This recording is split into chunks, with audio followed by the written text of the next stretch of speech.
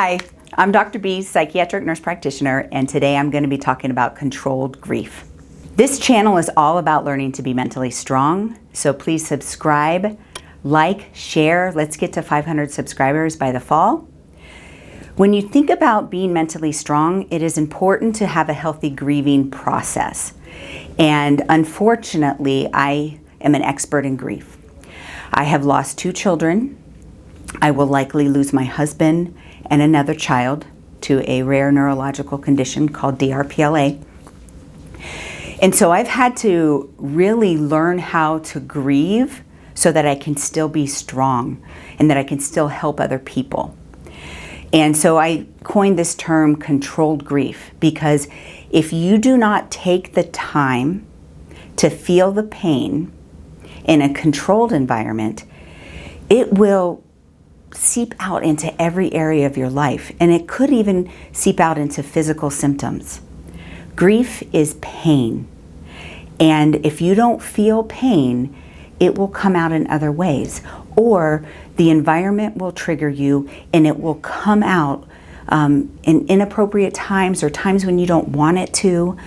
And so it is super important to take the time to have what I call like a session of controlled grief. So we have a choice opportunity that'll there'll be a link associated with this YouTube, but it has like a prescription pad, and it says the doctor's order is controlled grief.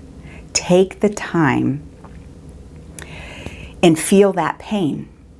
You might, if you're in a recent grief, you might be like, well, I feel this pain all the time. I can't get it under control. I don't care if it takes hours. A lot of times I'll do my controlled grief in the evening so that I can get it out and then maybe go to bed and then wake up in a better mood.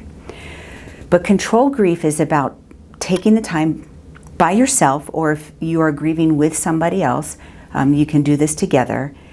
But for me, I take pictures of my sons, and I will look at pictures of when he was young and healthy.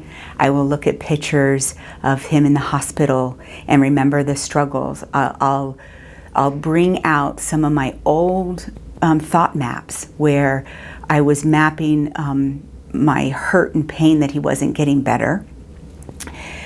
And I will allow myself to cry.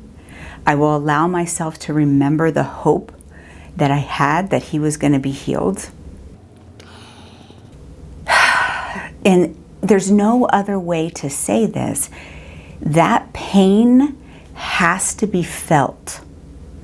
And so controlled grief is about purposely triggering yourself to feel the pain in a controlled environment so that you can, that you can go on with your life, that you can, be a person that can say, I have grieved in a very healthy way. I was talking to a young man yesterday who lost his brother in a car accident. And he said somebody, the day before his funeral, came up to him and told him, you will never be okay. And he thought in his mind, oh, yes, I will. I will be okay. He didn't know how at that moment. But he knew that he had to do something.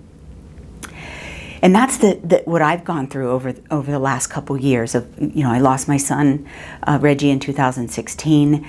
And they say that losing a child is the biggest grief, that you never get over it. I'm on several Facebook pages where people have lost a child and they feel like they're never going to be okay. And my encouragement is, you can be okay, but you have to take the time to grieve. And grief is not just the loss in death. You may need to grieve. I have to grieve for my daughter, that she will never be who I thought she was going to be when she was a young child. Just even little things like she did competitive gymnastics when she was a child, and now she's got symptoms of derplas. She will never be able to compete in gymnastics. That is grief. I have to stop and feel that pain, and that's okay. If you've experienced trauma If you have been sexually assaulted or even multiple trauma, you have to grieve that that happened to you. You have to grieve that your life has changed, that you are a different person because you experienced that trauma. So grief is not just about death and loss. It is about loss, but it's not always about death or a physical loss. Sometimes it's an emotional loss, a mental loss. And we need to take the time to grieve that. Otherwise it comes up, we're triggered by other things, and that thing that we need to grieve affects us emotionally and mentally until we can get control of it, and sometimes even physically. I encourage you to learn how to do this process of controlled grief. And if you know somebody who needs to learn controlled grief, share this video with them. And just remember that grief is part of that process to be mentally strong. And we believe that you are mentally strong.